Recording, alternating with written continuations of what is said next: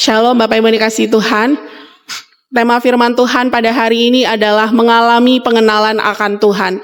Bapak Ibu saudara yang dikasihi Tuhan, saya pernah punya satu pengalaman ya. Bapak Ibu berjumpa dengan seseorang yang saya kenal. Ketika saya berjumpa dengan seseorang yang saya kenal itu memang jaraknya nggak terlalu dekat ya Bapak Ibu. Jadi perkiraan jaraknya itu kayak orangnya ada di sini, lalu sayanya ada di pintu sana gitu ya. Lalu ketika saya melihat saya meyakini bahwa dia juga melihat saya, lalu saya melambaikan tangan gitu ya. Saya melambaikan tangan, tapi orang itu hanya diam saja. Gitu ya, diam saja. Lalu karena saya malu, jadi saya turunkan tangan saya gitu ya. Kayaknya kok kayak saya yang heboh sekali gitu ya. Saya turunkan tangan saya. Lalu pada satu waktu kita ketemu lagi Bapak Ibu ya. Ketemu lagi, lalu ketika ketemu lagi saya juga kemudian menyapa, melambaikan, tapi dia tidak melihat saya gitu ya. Lalu Bapak Ibu saya sempat berpikir, alangkah sombongnya orang ini. Gitu ya Bapak Ibu, saya sampai berpikir beberapa kali saya berpapasan dengan orang itu, tapi orang itu seperti nggak lihat saya gitu ya. Jadi saya berpikir, oh sombong sekali orang ini gitu ya. Kok nggak mau balas menyapa gitu ya. Kok saya seperti malu sendiri jadinya gitu ya.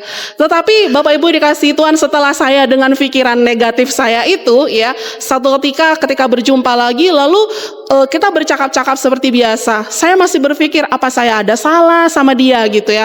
Kok dia nggak membalas sapaan saya gitu ya. Kok tidak dia melihat saya tapi kok nggak bereaksi apa-apa. Saya berpikir seperti itu dengan pikiran saya gitu ya. Bapak Ibu, apa saya ada salah sama dia? Kenapa gitu ya. Lalu saya pada satu ketika kami berjumpa, lalu saya bertanya gitu ya. Saya beberapa kali lihat kakak gitu ya. Tapi kakak tuh kayak nggak ngerespon gitu. Terus dia bilang kapan katanya gitu ya. Lalu saya jelaskan di sini waktu ini gitu ya Bapak Ibu, saya jelaskan. Saya sudah lambai-lambai tangan tapi kakak lihat cuman kakak nggak ngerespon gitu ya. Lalu ada satu waktu juga saya seperti itu senyum, kakak nggak bales gitu ya. Lalu dia bilang, walah dek maaflah kakak ini kalau jauh enggak kelihatan.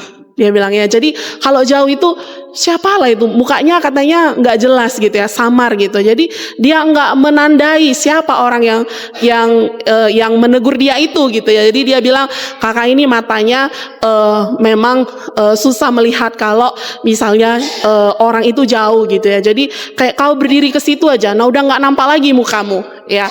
Beliau menjelaskan demikian kepada saya. Setelah menjelaskan demikian Bapak Ibu, sirnalah pikiran negatif saya. Bapak Ibu pernah punya pengalaman seperti itu? Pernah? Atau kita seperti itu? Gitu ya. Ih, sombong kali kau ini, aku dan ini. Ih, aku nggak nampak loh gitu ya. Saya waktu dijelaskan itu saya berpikir, masa sih nggak nampak? Kan dia lihat saya gitu ya. Ternyata Bapak Ibu ya, itu orang dengan gangguan penglihatan demikian memang sulit gitu ya. Dilihat itu hanya mungkin lihat warna baju saja. Tapi tidak melihat wajahnya dengan jelas, katanya wajahnya kayak berbayang gitu ya Bapak Ibu. Ketika dijelaskan seperti itu saya berpikir, oh ternyata dia bukan sombong, tapi dia enggak lihat dengan jelas gitu ya. Dia tidak melihat dengan jelas. Memang wajahnya ke arah saya, mungkin matanya juga melihat saya, tapi mungkin dia juga berpikir, siapalah itu orang yang melambai-lambai itu ya. Siapalah orang yang senyum itu gitu. Mungkin dia juga berpikir siapa gitu ya. Nah setelah dijelaskan itu Bapak Ibu, saya tidak lagi berpikir, saya bilang, saya sempat loh mikir kakak itu sombong, kakak itu mungkin ada sakit hati gitu sama saya gitu ya. Saya sampai berpikir, aduh Tuhan, kenapa sih gitu ya. Ternyata itu hanya sebuah kesalahpahaman karena ada gangguan mata. Bapak Ibu yang dikasihi Tuhan, mungkin kita pernah mengalami hal yang demikian ya. Ada orang yang menyapa kita lalu kita bingung siapa ini ya gitu ya, karena nggak terlalu jelas wajahnya gitu. Tapi ketika dia bersuara baru kita tanda, oh itu suara orang yang ku kenal gitu ya. Baru kita pastikan, oh kamu ini ya gitu ya. Untuk meyakinkan bahwa orang yang ada di hadapan kita itu adalah orang yang kita kenal gitu ya. Atau mungkin kita juga pernah mengalami hal demikian sehingga kita kemudian berpikir, ini orang sombong sekali ya. Kok nggak lihat saya tapi nggak nyapa saya gitu. Mungkin dia pun tidak melihat dengan jelas. Bapak Ibu saudaraku yang dikasihi Tuhan, ada banyak hal yang mengganggu penglihatan seseorang. Kalau kita baca di layar ini mungkin agak kecil ya Bapak Ibu, ada beberapa gangguan penglihatan itu ada orang karena sesuatu karena kondisi matanya. Misalnya dia itu mengalami rabun jauh atau rabun dekat seperti orang yang saya ceritakan tadi ya. Lalu bisa juga dia silinder, lalu mungkin ada katarak sehingga matanya tidak bisa melihat terlalu jelas, atau memang mungkin dia mengalami buta, benar-benar buta gitu ya. Karena sebuah peristiwa membuat matanya tetap terbuka tapi sebenarnya sudah tidak berfungsi lagi, tidak bisa melihat lagi dengan baik gitu ya. Ada gangguan-gangguan yang menghalangi pandangan orang untuk melihat dengan jelas. Atau Bapak Ibu mungkin ketika kita naik kendaraan, naik motor gitu ya, hari maghrib banyak binatang, kita tidak pakai helm, lalu kemudian masuk binatang ke mata kita ya, dan itu menjadikan mata kita iritasi, merah, sehingga kita kemudian kesulitan untuk melihat karena mata kita terganggu oleh karena masuk sebuah benda asing, entah debu atau apapun itu ya Bapak Ibu, yang menghalangi mata kita untuk melihat, sehingga ketika kita melihat sesuatu, objeknya nggak jelas, menjadi kabur, menjadi berbayang, bahkan mungkin tidak kelihatan sama sekali. Nah, Bapak Ibu Saudaraku yang dikasihi Tuhan, di dalam perikop yang kita baca, ya boleh bantu next. Dalam perikop yang kita baca, Bapak Ibu yang dikasihi Tuhan, ada juga murid-murid yang mereka melihat seseorang tapi tidak menandai atau mengenal orang itu ya. Di dalam Alkitab ini kita bisa melihat bahwasannya di situ ditulis ada Kleopas, ada 2 orang ya Bapak Ibu. Kedua orang ini, Kleopas dan temannya, ada yang mengatakan temannya namanya Simon, karena pas mereka melihat Yesus, mereka bilang Simon telah menampakkan diri kepada Simon gitu. Jadi Kleopas dan temannya ini, mereka ini Bapak Ibu mendapatkan kesempatan untuk berjalan bersama dengan Yesus ya, untuk bercakap-cakap dengan Yesus dalam perjalanan menuju sebuah daerah bernama Emmaus ya, ada daerahnya namanya Emmaus Bapak Ibu. Nah Bapak Ibu dikasihi Tuhan, ketika mereka dalam perjalanan yang enggak sebentar itu, lumayan jauh Bapak Ibu ya, karena mereka itu berjalan, dikatakan kalau dalam TB2 itu kira-kira 11 km. Jadi Bapak Ibu bisa bayangin 11 km itu sepanjang perjalanan itu mereka itu melaluinya itu dengan berjalan kaki ya. Jadi tidak naik kendaraan, tidak naik motor atau naik mobil atau naik kuda, enggak ya. Tapi mereka itu berjalan kaki. Jadi bisa dibayangkan Bapak Ibu itu tuh berapa lama gitu ya, 11 km itu gitu. Nah ketika mereka berjalan kaki itu Bapak Ibu dikasih tahu, ada juga Yesus beserta dengan kedua murid tadi, mereka juga berjalan bersama dengan Yesus. Tetapi Bapak Ibu dikatakan dalam ayat 16, mereka itu tidak mengenali kalau orang yang berjalan dengan mereka itu adalah Yesus. Yang mereka pikir Yesus ini hanya seperti mereka, juga adalah seorang pejalan kaki yang mau menuju desa Emmaus gitu ya, menuju daerah Emmaus. Jadi mereka pikir ini ya orang yang juga berjalan kaki gitu. Dan mereka bercakap-cakap. Memang Bapak Ibu kalau perjalanan jauh ya, walaupun jalannya jauh dan capek sambil ngobrol, mungkin lebih capek lagi kalau diam ya. Kalau kita jalan tapi kita diam, ya pikiran kita kemana-mana ya kan. Ada teman ngobrol, jadi perjalanannya nggak terasa jauh gitu ya, nggak terasa melelahkan. Tahu-tahu sudah sampai. Nah Bapak Ibu, kenapa mereka ini tidak mengenal Yesus ya? Kenapa mereka tidak mengenal Yesus? Ada beberapa hal yang bisa kita lihat Bapak Ibu, yang menghalangi pandangan mereka untuk mengenali Yesus yang ada bersama dengan mereka dalam perjalanan. Itu ada perasaan kecewa, lalu kemudian ada perasaan putus asa, lalu ada kesedihan. Dikatakan bahwasannya muka mereka itu muram. Ya, muka mereka itu muram. Mereka diliputi perasaan-perasaan yang demikian. Karena apa Bapak Ibu mereka mengalami perasaan yang demikian? Karena diceritakan ya. Kemudian kan ketika Yesus tanya kenapa gitu ya, mereka ceritakan.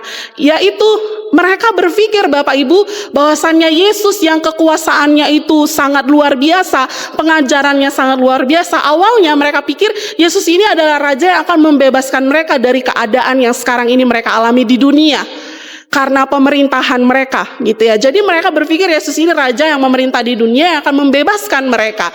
Jadi mereka menaruh ekspektasi, harapan yang tinggi kepada Yesus. Tetapi di dalam perjalanannya Bapak Ibu, kemudian fakta yang mengejutkan adalah Yesus tidak dinobatkan kemudian jadi raja di pemerintahan, tetapi dia justru dihukum mati, disalibkan. Ya, jadi ini orang diandalkan untuk menggantikan kaisar. untuk duduk di kursi pemerintahan. Tetapi kemudian Yesus itu justru mati di kayu salib.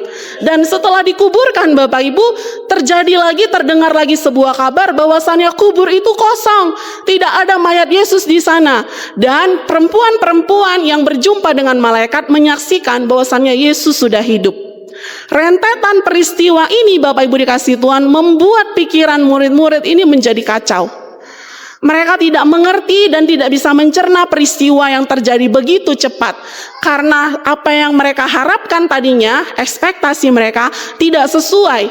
Ya, ketika dijatuhkan hukuman mati saja mereka mungkin sudah syok ya. Waduh, ini gimana? Ini harapan kita. Yesus ini kita harapkan untuk menjadi pemimpin di tengah-tengah daerah kita, pemerintahan kita. Kok malah mati? Mereka udah kayak, loh ini gimana sih? Gitu ya, kok nggak sesuai harapan. Lalu setelah dikuburkan, dibilang mayatnya hilang. Lalu dibilang sudah hidup. Secara akal manusia ini sulit untuk dicerna. Bapak Ibu ya, ini sulit untuk dimengerti. Bapak Ibu bisa bayangkan kalau Bapak Ibu menaruh sebuah pengharapan kepada seseorang, lalu secara tiba-tiba kita mendengar orang itu meninggal dunia, pasti rasanya hancur hati kita. Ya, Bapak Ibu misalnya menaruh harapan tinggi kepada anak Bapak Ibu, lalu kemudian di perantauan kita dengar dia kecelakaan dan meninggal dunia. Siapa orang yang bisa langsung menerima? Rasanya orang tua tidak bisa langsung menerima dan mungkin masih berharap kalau saya sampai nanti saya ketemu anak saya masih hidup lah. Gitu ya. Kayak ini semua kayak mimpi. Kita masih belum bisa ngerti. Kemarin baru video call, kok pagi ini sudah dengar kabar meninggal dunia. Rasanya kita nggak bisa mencerna itu semua. Ya, apa yang terjadi itu. Lalu setelah itu dikuburkan, lalu dibilang kuburannya digali orang, udah nggak ada mayatnya. Bisa dirasakan Bapak Ibu bagaimana situasi hati para murid-murid. Ya, gambaran perasaan mereka itu ya. Bisa dibayangkan Bapak Ibu. Mereka mengalami situasi yang demikian. Kejadian-kejadian peristiwa-peristiwa yang terjadi pada waktu itu menjadi buah bibir orang yang diceritakan dan viral sekali itu. Tidak ada satupun orang yang tidak mengetahui peristiwa ini. Ya, ini membuat para murid ini gak bisa mencerna semua ini. Mereka gak ngerti. Karena mungkin memang juga mereka memiliki satu harapan yang salah tentang Yesus. Mereka memiliki satu pemahaman, pengenalan mereka akan Yesus yang keliru. Ya, mereka dari awal sudah menganggap Yesus itu sebagai raja yang akan memerintahkan pemerintahan mereka, bukan raja atas segala raja yang berkuasa atas hidup dan mati manusia, bukan yang seperti itu. Tetapi sesuatu yang berkuasa di dunia. Mereka memiliki sebuah pemahaman yang salah ya, sehingga hal ini membuat mata mereka tertutup dan mereka tidak bisa melihat Yesus yang pada waktu itu sedang berbicara dengan mereka. Jadi itu istilahnya Bapak Ibu ya, ngomongin orang sama orangnya. Gitu ya. Jadi kita kayak ngomongin orang sama orangnya langsung gitu. Jadi Kleopas dan temannya ini ngomongin tentang Yesus, tentang ekspektasi mereka, harapan mereka, apa yang terjadi kepada Yesus, kekecewaan mereka, kesedihan mereka, kebingungan, kegalauan mereka langsung kepada Yesus. Hanya saja mereka nggak sadar kalau itu adalah Yesus. Nah, Bapak Ibu, setelah mereka bercerita apa yang Yesus lakukan, Bapak Ibu kita mau lihat ya. Yang Yesus lakukan itu yang pertama adalah Yesus mendengar mereka. Bapak Ibu kalau kita baca di dalam ayat yang ke-17 ya. Dalam ayat ke-17 dikatakan seperti ini. Yesus berkata kepada mereka, apakah yang kamu percakapkan sementara kamu berjalan? Jadi Yesus mengajukan sebuah pertanyaan sederhana. Ngomongin apa sih gitu ya. Saya kalau ada orang ngobrol kita datang, ngomongin apa? Lagi ngobrolin apa gitu ya.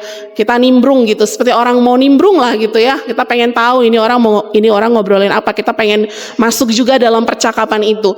Yesus juga, Bapak Ibu kalau dalam TB2 itu jelas dituliskan bahwasannya Yesus itu berinisiatif berjalan mendekati mereka. Ya, jadi Yesus itu berjalan mendekati mereka. Kemudian Yesus bertanya kepada mereka, sedang bicara apa? Apa yang sedang kamu obrolin? Apa yang sedang kamu percakapkan? Ya, lalu kemudian pertanyaan itu membuat kedua murid ini kayak berhenti dan bingung gitu ya. Bingung lalu menoleh kepada Yesus. Ini orang dari mana aja? Kok hari gini gak dengar kabar viral? Gitu ya. Seluruh orang di Yerusalem ini udah tahu cerita tentang Yesus. Ini orang dari mana gitu ya. Ini mungkin dia nih dari daerah seberang yang jauh kali. Maka dia nggak mendengar berita yang saat ini sedang hangat-hangatnya diperbincangkan di Yerusalem gitu ya. Ini orang dari mana? Maka murid-murid itu menjawab ya, katanya seorang dari mereka namanya Kleopas menjawab, apakah engkau satu-satunya orang asing di Yerusalem yang tidak tahu apa yang terjadi di situ pada hari-hari ini? Maksudnya kamu baru keluar dari goa ya? Gitu kan, kok nggak tahu sih ceritanya gitu. Ini sudah heboh sekali loh, kematiannya saja sudah heboh, apalagi dikabarkan mayatnya hilang, lalu dibilang dia hidup. Ini benar-benar menggemparkan. Tidak ada orang yang tidak tahu berita ini. Lalu Yesus ujuk-ujuk datang tanya, kamu lagi ngomongin apa? Gitu ya. Mereka bingung, ini orang dari mana? Tetapi walaupun demikian, Bapak Ibu yang dikasihi Tuhan, Yesus mendengar mereka. Lalu kedua murid ini menceritakan semua apa yang menjadi ekspektasi mereka ya, harapan-harapan mereka yang tadi saya sudah jelaskan di awal. Mereka menceritakan, kami pikir nanti dia datang akan membebaskan kami orang Israel, tapi kemudian dia mati, lalu kemudian dikuburkan, lalu ada kabar kalau kuburnya ini sudah mayatnya sudah hilang. Lalu perempuan-perempuan dari kalangan kami bilang kalau malaikat datang dan bilang dia sudah bangkit. Ini peristiwa ini semua terjadi, kami bingung gitu ya. Tapi Yesus tetap mendengar sampai akhir apa yang disampaikan oleh murid-murid. Bapak Ibu, pertanyaannya, apakah Yesus tidak tahu apa yang mereka bicarakan? Benarkah Yesus tidak tahu apa yang mereka bicarakan, Bapak Ibu? Apa Yesus tahu atau nggak tahu, Bapak Ibu? Tahu ya. Yesus tuh tahu apa yang mereka bicarakan. Maka Yesus dengan sengaja datang mendekati mereka, lalu berjalan bersama-sama dengan mereka yang sedang bercakap-cakap itu, lalu kemudian menanyakan. Dan Yesus mau dengar, apa sih ceritanya? Ya, jadi Yesus mau dengar langsung dari mulut mereka, ditanyakanlah, dan murid-murid itu menjawab. Dan setelah Yesus mendengar, Bapak Ibu yang dikasihi Tuhan, Yesus kemudian menegur mereka. Tapi tegurannya ini Bapak Ibu bukan teguran marah ya. Walaupun kata-katanya kayaknya kasar, di situ ditulis ya alangkah bodohnya kayak gitu ya. Tapi sebenarnya itu bukan teguran yang marah, hanya saja kayak menyayangkan. Kamu ini kan muridku, kok masih nggak ngerti juga apa yang disampaikan oleh apa yang telah aku sampaikan dan apa yang disampaikan oleh kitab-kitab Nabi dan juga Musa yang udah dari dulu dinubuatkan memang terjadi demikian gitu ya. Terus itu kayak kasihan gitu. Aduh, kamu sampai muramu kamu karena kamu nggak memahami kebenaran itu gitu ya. Salah paham dengan kebenaran yang ada gitu. Yesus menegur mereka di dalam ayat yang ke-25 dikatakan dengan jelas, lalu Yesus berkata kepada mereka, "Hai kamu orang bodoh." Bapak Ibu, kalau kita ngobrol terus tiba-tiba orang yang dengar kita jawab, "Hai kamu orang bodoh," tersinggung nggak Bapak Ibu? Tersinggung nggak? Kalau orang dekat mungkin nggak tersinggung ya, karena orang dekat. Tapi kalau orang jauh yang kita nggak kenal lagi ngobrol, dia nanya, lagi ngobrolin apa ini? Kamu orang bodoh. Pasti kita, siapa apaan orang ini? Ya, dia yang nanya udah kita jelasin, dibilang pula kita bodoh. Pasti kita maksudmu apa, ngajak ribut gitu ya. Mungkin kita akan marah, ini orang gak kenal ketemu di jalan ngomongnya aku bodoh. Bapak Ibu yang dikasihi Tuhan, Yesus menjelaskan kenapa hatimu tidak mengerti dan lambat untuk percaya apa yang sudah disampaikan. Tetapi walaupun Yesus menegur Bapak Ibu yang dikasihi Tuhan, Yesus juga kemudian menjelaskan kepada mereka. Ya, Yesus menjelaskan apa yang terjadi sesungguhnya secara pribadi. Dan menurut saya penjelasan kali ini ya, walaupun masih belum bisa membuka mata para murid, tetapi ada sesuatu yang menggerakkan iman mereka untuk percaya bahwa peristiwa itu memang sudah dinubuatkan dan harus terjadi. Jadi Yesus kemudian jelaskan ya, di situ dalam ayat 27 dikatakan, lalu ia menjelaskan kepada mereka apa yang tertulis tentang dia dalam sebuah kitab suci, mulai dari kitab Musa sampai kepada segala kitab nabi-nabi. Jadi dijelaskan semua. Dan pada akhir cerita itu memang para murid kemudian menyaksikan, hati kita ini berkobar-kobar loh tadi waktu dia menjelaskan itu.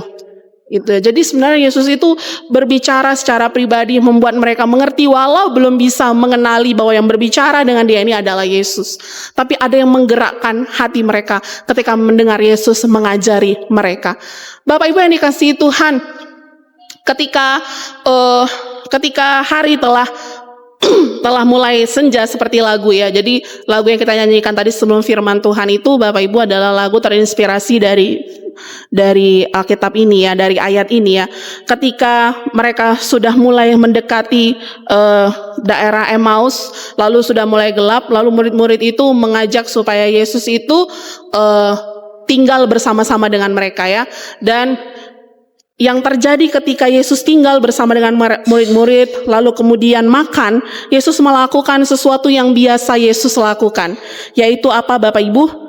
Dia mengambil roti dalam ayat 30, lalu ia duduk makan dengan mereka, ia mengambil roti, mengucap syukur, lalu memecah-mecahkannya dan memberikannya kepada mereka. Seperti ritual perjamuan akhir yang mereka terima, ataupun perjamuan-perjamuan yang mereka biasa terima dari Yesus.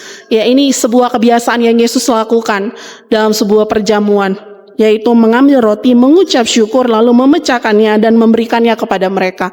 Dan yang terjadi setelah itu Bapak Ibu, kemudian terbukalah mata mereka, ayat 31. Bapak Ibu yang dikasihi Tuhan, Yesus kemudian memberikan anugerahnya lewat roti yang diberikan dari tangannya kepada para murid. Dan itu menjadi sarana anugerah untuk membuka mata murid sehingga mereka mengenali siapa yang saat itu sedang duduk bersama dengan mereka. Ya, disambung dalam ayat 31, ketika itu terbukalah mata mereka dan mereka pun mengenal Dia. Bapak Ibu, ternyata kerinduan untuk mengenal Tuhan enggak hanya bersumber dari hati, tapi juga ada campur tangan Tuhan, otoritas Tuhan untuk mengizinkan siapa orang yang boleh mengenalnya dan siapa yang tidak. Tuhan memberikan kesempatan kepada para murid sekali lagi untuk melihat dan menyaksikan bahwasannya orang yang sedang duduk bersama dengan mereka makan itu adalah Tuhan. Lewat peristiwa perjamuan ya, ketika mereka makan, Yesus memecah roti dan memberikan kepada mereka, anugerah Tuhan terjadi atas murid-murid sehingga mereka kemudian bisa mengenali ini adalah Yesus. Ternyata tadi kita di jalan yang 11 kilo itu kita enggak sendirian. Ternyata ada Yesus yang nemenin kita, yang ngajarin kita, yang menguatkan hati kita, membuat hati kita berkobar-kobar ya. Mereka kemudian bersaksi ya, ketika mereka sadar, kata mereka seorang pada yang lain, bukankah hati kita berkobar-kobar ketika ia berbicara dengan kita di tengah jalan? Dalam perjalanan itu hati mereka telah berkobar-kobar, dipenuhi oleh semangat, walau mereka nggak tahu itu sebenarnya sumbernya dari mana. Belakangan baru mereka tahu itu karena Yesus sedang mengajar mereka, karena Yesus sedang menyertai perjalanan mereka, karena Yesus sedang menampakkan diri kepada mereka, menerangi langkah mereka dan hati mereka. Bapak Ibu yang dikasihi Tuhan, akhirnya murid-murid mengalami pengenalan akan Yesus yang bersama dengan mereka sejak dalam perjalanan. Apa yang kita pelajari dari kisah ini, Bapak Ibu yang dikasihi Tuhan? Yang pertama, Yesus juga ada di jalan hidup yang sedang kita jalani. Amin. Yesus juga ada di jalan hidup yang sedang kita jalani. Apapun itu jenis dan kondisi perjalanan, Bapak Ibu sekalian. Bapak Ibu mungkin sedang merasa berjalan di padang yang tandus, semua serba seret, semua serba susah. Bapak Ibu mungkin sedang berjalan di padang rumput yang hijau karena Bapak Ibu mengalami banyak promosi pencapaian akhir-akhir ini. Atau Bapak Ibu mungkin sedang dalam kondisi apapun perjalanan Bapak Ibu, jangan lupakan Yesus ada di jalan hidup yang Bapak Ibu sedang jalani hari ini. Amin. Bapak Ibu enggak sendirian, apapun jalannya.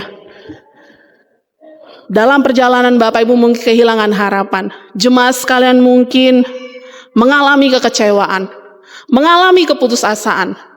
Mungkin ada hal-hal yang enggak sesuai dengan ekspektasi kita. Kita berharap anak kita kayak gini tapi jadinya kayak gitu. Kita berharap pasangan kita, suami atau istri kita begini tapi jadinya begitu. Kita berharap usaha kita begini tapi ternyata nggak terjadi. Kita berharap jalan ini lurus lempeng, nggak ada persoalan, nggak ada hambatan, tapi ternyata banyak hambatannya dan ada kegagalan di sana. Tapi di jalan itu Yesus juga ada dan berjalan bersama Bapak Ibu sekalian. Dia ada dan bersama-sama menyertai perjalanan itu, berapapun panjangnya, jauhnya, dan beratnya. Dalam segala keadaan, Bapak Ibu yang dikasihi Tuhan, Dia ada menyertai. Kita nggak dikasih jalan sendiri. Seperti Yesus yang berinisiatif mendatangi kedua murid, menyertai perjalanan mereka sampai tiba di Emmaus. Demikian juga Yesus datang berinisiatif kepada kita. Dia mau menyertai kita, menemani kita. Walaupun mungkin ketika Yesus ada di jalan kita pun, jalan kita nggak langsung tiba-tiba berubah jadi lebih baik. Nggak langsung jadi datar, jadi lempeng, jadi bebas hambatan ya. Masih tetap ada juga duri-durinya, masih tetap juga batu-batu terjalnya. Tapi kita melaluinya bersama dengan Tuhan. Sehingga bisa tiba di Emmaus, di tempat tujuan dengan selamat. 11 kilo Bapak Ibu zaman dulu bisa ada pencuri, perampok dalam perjalanan, betul? Ya, jalannya bisa berbahaya. Tapi nyatanya kedua murid ini tiba di Emmaus dengan selamat. Bahkan bisa makan dengan Yesus. Bapak Ibu, saudaraku dikasihi Tuhan, Yesus ada di jalan hidup yang kita jalani. Itu yang pertama, Bapak Ibu. Jadi jangan merasa sendirian. Walau jalannya masih terus berbatu, tapi kita berjalan dengan Tuhan dan meyakini kita akan sampai di tujuan dengan selamat. Bapak Ibu, yang kedua, apa yang kita pelajari? Bahwasannya Bapak Ibu, Yesus mengerti diri kita dan Dia mau mendengarkan cerita kita. Dia tahu keadaan kita, tapi Dia juga mau mendengar cerita kita. Ada banyak orang mengalami kesulitan dalam hidup tapi tidak mau bercerita kepada Tuhan. Semua disimpan sendiri. Tidak mau datang berdoa, berkeluh kesah, menangis, mencurahkan isi hati. Semua disimpan sendiri. Atau diceritakan ke orang aja, tapi tidak kepada Tuhan. Bapak Ibu yang dikasihi Tuhan, bukan Tuhan tidak tahu kondisi situasi kita, tapi Tuhan ingin pengakuan jujur kita bahwa kita ini sedang dalam keadaan apa sekarang Bapak Ibu. Tuhan mau dengar cerita kita. Tuhan mau kita berbicara kepada Dia secara terbuka. Bapak Ibu, kalau kita punya persoalan lalu kita ceritakan kepada orang, kita meyakini orang itu pasti adalah orang yang bisa kita percaya, betul? Apakah Bapak Ibu akan ceritakan masalah Bapak Ibu kepada orang yang mulutnya ember? Saya rasa tidak. Apalagi kalau itu adalah sebuah pergumulan yang berat. Bapak Ibu pasti akan ceritakan kepada orang yang Bapak Ibu yakini bisa mendukung Bapak Ibu, bisa menguatkan, bisa mengerti dan menjaga rahasia. Mengapa tidak kita ceritakan kepada Tuhan? Apakah kita kurang percaya kepada Tuhan? Bapak Ibu, Dia menantikan kita. Dia mendengarkan. Murid-murid ceritakan apa yang mereka rasakan. Ya, Yesus dengarkan. Yesus mendengar. Ya, tidak dipotong pembicaraan mereka, didengarkan sampai selesai. Ketika kita mengalami situasi Bapak Ibu yang dikasihi Tuhan, mari sampaikan kepada Tuhan terlebih dahulu. Ceritakan kepada Tuhan terlebih dahulu. Ya, mungkin ibu-ibu sering melakukannya. Saya kurang tahu kalau bapak-bapak ya. Bapak-bapak, apakah engkau menceritakan persoalanmu kepada Tuhan? Pergumulan, keluarga, pekerjaan, anak-anak kepada Tuhan. Ya, kadang-kadang bapak-bapak gengsi pula cerita kepada istri. Ya, lalu ceritakan kepada yang lain, nggak boleh ya. Yang lain ini kalau pendeta boleh. Kalau yang lain itu tidak boleh. Ceritakanlah kepada Tuhan. Karena Tuhan mengerti, mau mendengar cerita kita, versi kita yang lahir dari dalam hati kita, keterbukaan kita, perasaan-perasaan kita. Walaupun mungkin itu dalam pikiran Allah salah, tapi Dia tetap mau mendengar. Dia mau mendengar apa yang kita rasakan. Bapak Ibu yang dikasihi Tuhan, yang ketiga, kalau Yesus kemudian setelah mendengar dan menegur kita, lalu Dia bilang, alangkah bodohnya kau Mida, kayak gitu aja kau gak percaya gitu ya. Jangan langsung marah dan merajuk kepada Tuhan.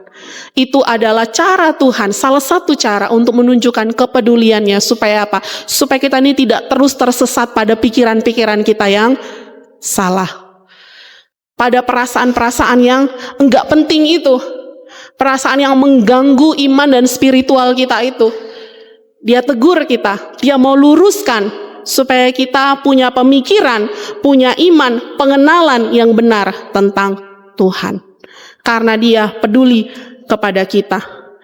Dia tidak mau Bapak Ibu mata kita terus tertutup sehingga kita tidak mengenali keberadaannya, kehadirannya, karyanya, rancangannya bagi kita. Karena segala kekecewaan, segala keputusasaan, kegagalan, pergumulan, ekspektasi yang terjadi gak sesuai, ya, gak mau Tuhan membiarkan kita ditutup oleh hal-hal yang demikian.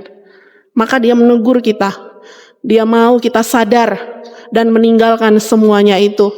Dan melihat keberadaan Tuhan. Merasakan kuasanya yang dinyatakan dalam kehidupan kita. Dan dia mau memulihkan keadaan kita. Siapa yang mau dipulihkan Tuhan keadaannya, Bapak Ibu? Mau semua?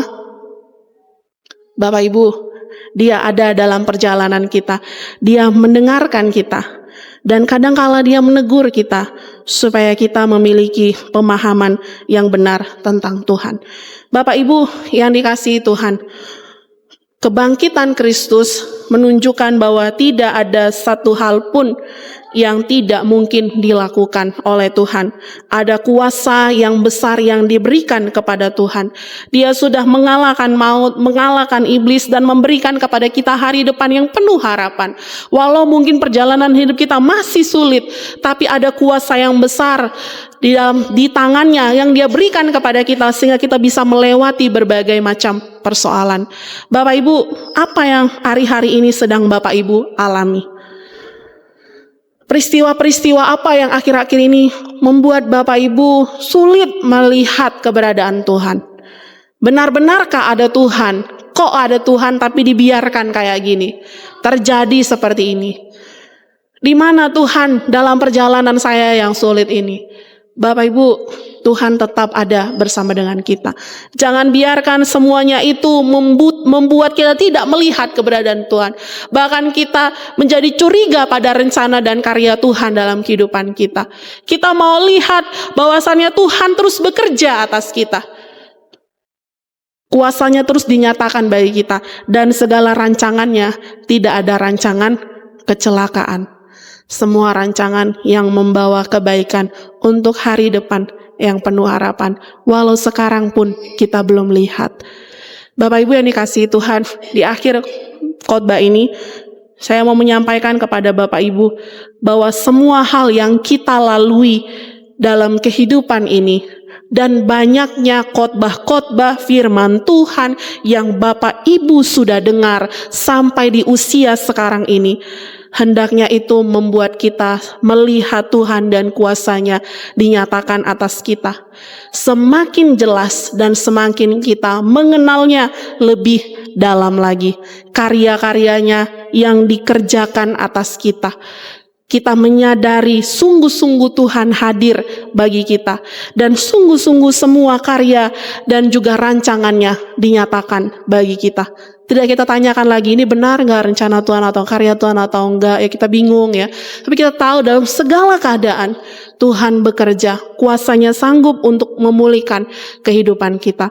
Oleh sebab itu, Bapak Ibu yang dikasihi Tuhan, ketika kita sudah mengalami pengenalan akan Tuhan, mata kita sekarang telah melihat Tuhan, kuasanya yang dinyatakan, karya yang dinyatakan, apa yang harus kita lakukan? Bapak Ibu, murid-murid ini diceritakan ketika mereka melihat dan mengenali Tuhan, mereka pulang 11 km lagi Bapak Ibu, kembali ke tempat asal ke Yerusalem untuk berjumpa dengan ke-11 murid lainnya yang sedang berkumpul dan menceritakan peristiwa yang mereka alami, supaya murid-murid pun juga semakin diteguhkan kesaksiannya.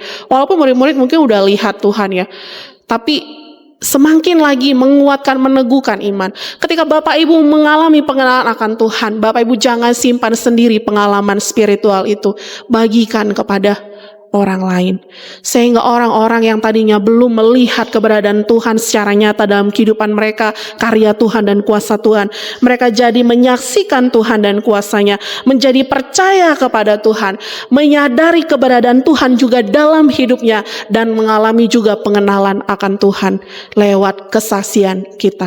Jadi jangan disimpan sendiri Bapak Ibu ya. bagikan kepada orang lain. Kiranya Tuhan menolong kita Bapak Ibu untuk terus mengenalnya lewat peristiwa-peristiwa yang kita alami setiap hari. Mari kita berdoa. Bapa di dalam sorga, kami bersyukur atas firman-Mu yang boleh kami dengarkan hari ini. Kami menyadari ya Tuhan, bahwasannya dalam hidup kami tidak berjalan sendirian. Ada Tuhan yang menyertai kami. Persoalan, pergumulan, harta kami yang melimpah, janganlah biarkan itu menutup mata kami untuk melihat keberadaan Tuhan di dekat kami. Kami rindu Tuhan, kami boleh terus menyadari bahwa kami tidak berjalan sendirian. Ada Tuhan yang bersama dengan kami. Pengenalan kami akan Engkau, akan kuasa-Mu, akan karya-Mu, itulah yang membangkitkan iman kami, membuat hati kami terus berkobar-kobar penuh semangat untuk tetap setia kepada Tuhan, untuk tetap taat kepada Tuhan, dan melewati jalan yang Tuhan izinkan untuk kami lewati ini dengan terus berpengharapan kepada Tuhan. Tolonglah kami ya Tuhan. Kami juga mau berdoa menyerahkan kepada Tuhan untuk gereja kami, Gereja Metodis Indonesia. Tuhan terus memberkati para pemimpin gereja kami ya Tuhan, Bapak Bishop, baik itu di wilayah 1, di wilayah 2, maupun juga kami berdoa Tuhan kepada Tuhan supaya Tuhan kiranya menyertai para pemimpin-pemimpin kami, memberi hikmat dan penerangan kepada mereka sehingga kiranya mereka terus boleh berjalan di jalan Tuhan. Bahkan memberkati juga rencana persiapan konferensi tahunan yang akan diadakan di wilayah 2 di Kota Batam pada bulan Juni nanti. Tuhan berkati para panitia, memberkati para peserta yang akan berangkat ke sana, dan menjadikan konferensi ini sarana anugerah Tuhan untuk menyatakan penyertaan Tuhan, menyatakan keinginan Tuhan, kebangkitan di tengah-tengah gereja Tuhan untuk pekerjaan Tuhan yang lebih baik. Begitu juga ya Tuhan, kami mau berdoa juga untuk persiapan konferensi distrik yang akan diadakan di Muara Enim pada bulan ini. Tuhan juga berkati para panitia, tuan rumah Muara Enim yang mempersiapkan kegiatan ini. Beri hikmat dan pertolongan daripada Tuhan, dan seluruh peserta yang akan mengikuti konferensi ini juga Tuhan berkati. Sehingga dalam konferensi ini nyata juga anugerah Tuhan untuk memajukan pelayanan di tengah-tengah gerejamu di distrik 5 wilayah 2 ini. Tuhan, kami juga mau topang dalam doa untuk setiap jemaat kami. Kami rindu Tuhan memberkati jemaat kami dalam berbagai keadaan yang mereka alami, yang sakit, yang dalam pemulihan. Tuhan, kami percaya bahwa dalam sakit penyakit dan pemulihan, perjuangan mereka untuk mendapatkan kesembuhan, mereka tidak berjuang sendirian. Ada Tuhan yang juga berjalan di jalan yang sama yang mereka lalui, dan itulah yang menguatkan mereka sehingga mereka terus berpengharapan kepada Tuhan dan meyakini bahwasannya mereka akan mencapai kesembuhan, kesehatan yang datangnya daripada Tuhan. Kami berdoa kalau ada jemaat Tuhan yang dalam pergumulan menantikan pasangan hidup, menantikan keturunan, bahkan mengharapkan kehidupan yang lebih baik, pekerjaan yang lebih stabil, yang sedang bergumul dengan masalah perekonomian, dengan prahara rumah tangga, yang sedang bergumul juga dengan studi, dengan masa depan. Kami berdoa Tuhan, kami percaya juga Tuhan ada di jalan yang mereka jalani. Biarlah itu juga yang menguatkan sehingga jemaat kami terus berpengharapan kepada Tuhan, boleh melihat karya Tuhan dan kuasa Tuhan yang tidak terbatas dinyatakan atas kehidupan mereka. Kami berdoa biarlah setiap kami dalam pergumulan terus setia kepada Tuhan, mengerjakan bagian kami untuk tetap taat kepada Tuhan. Dan kami percaya Tuhan pun akan mengerjakan apa yang menjadi bagian Tuhan dalam kehidupan kami untuk menyatakan kuasa Tuhan bagi kami. Tuhan, kami juga mau berdoa menyerahkan kepada Tuhan untuk pendidikan anak-anak jemaat kami, yang mana anak-anak kami Tuhan dalam beberapa waktu ini sedang mempersiapkan diri untuk memasuki pendidikan di jenjang yang lebih tinggi. Tuhan, kami rindu Tuhan juga beserta dengan mereka. Tolonglah agar seluruh anak-anak jemaat ini Tuhan boleh melihat bahwa Tuhan juga berjalan bersama dengan mereka. Tuhan memberkati segala persiapan mereka, upaya mereka, usaha mereka. Biarlah mereka berjuang dengan sungguh-sungguh Tuhan mencapai yang terbaik dalam pendidikan mereka bersama dengan Tuhan. Tuhan memberkati setiap kecukupan dana yang dibutuhkan sehingga tidak satupun dari antara anak-anak jemaat kami Tuhan yang kesulitan untuk melanjutkan pendidikan, karena Tuhan yang membuka jalan bagi mereka. Tuhan, kami juga mau berdoa menyerahkan kepadamu pada hari ini untuk rencana renovasi gedung gereja kami Tuhan, dalam kerinduan untuk menjangkau lebih banyak jiwa, menampung lebih banyak jiwa untuk boleh datang beribadah kepada Tuhan. Kami berdoa Tuhan untuk rencana renovasi ini, biarlah Tuhan juga bekerja. Kami meyakini bahwa di jalan yang kami sedang lalui ini juga ada Tuhan berjalan di jalan kami. Tuhan yang akan menolong agar segala hal yang diperlukan di dalam perenovasian ini semuanya boleh tercukupkan. Ajarlah kami Tuhan untuk melihat bahwa berkat yang ada pada kami adalah titipan Tuhan yang kami harus kelola dengan bijaksana, untuk bukan hanya untuk kepentingan diri kami sendiri, tapi juga untuk pekerjaan-pekerjaan Tuhan dan orang-orang di sekitar kami yang membutuhkan uluran tangan. Biarlah kami membuka diri kami ya Tuhan untuk terlibat besar kecilnya dengan kerelaan hati sukacita, terlibat bersama-sama kami Tuhan dalam pencukupan dana untuk perenovasian gedung gereja kami. Bahkan Tuhan berkati rencana-rencana ke depan dalam pencarian tukang dan semuanya itu Tuhan kami serahkan kepadamu. Biarlah Tuhan yang membuka jalan dan menyediakannya. Bahkan nanti Tuhan ketika ada masa transisi kami harus beribadah di aula dan akan diadakan ibadah beberapa kali, Tuhan juga menyertai agar itu juga tidak menghalangi iman kami, semangat kami untuk tetap setia beribadah kepada Tuhan, melayani Tuhan dan memuji memuliakan nama Tuhan.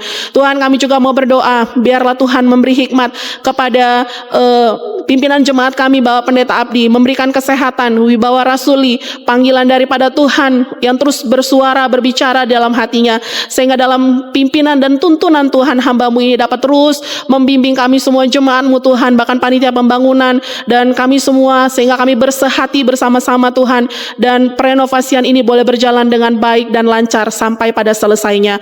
Tuhan, kami doakan juga untuk bangsa dan negara kami, pemimpin-pemimpin bangsa kami Tuhan juga berdaulat, tinggal di dalam hati mereka, memberikan hikmat kepada mereka, penerangan untuk dapat mengambil segala tindakan, keputusan, hal-hal yang membangun bangsa ini, bukan untuk kepentingan pribadi, tetapi bagaimana mensejahterakan semua rakyat. Kami berdoa Tuhan kiranya menolong mereka, sehingga dibawa ke pemimpinan para pemimpin kami saat ini, bangsa ini boleh dibawa kepada satu keadaan yang stabil, keadaan yang baik yang mendatangkan kesejahteraan. Terima kasih ya Tuhan, kami menyerahkan seluruh doa kami ini kepadamu ya Tuhan, di dalam nama Yesus Kristus kami berdoa, amin.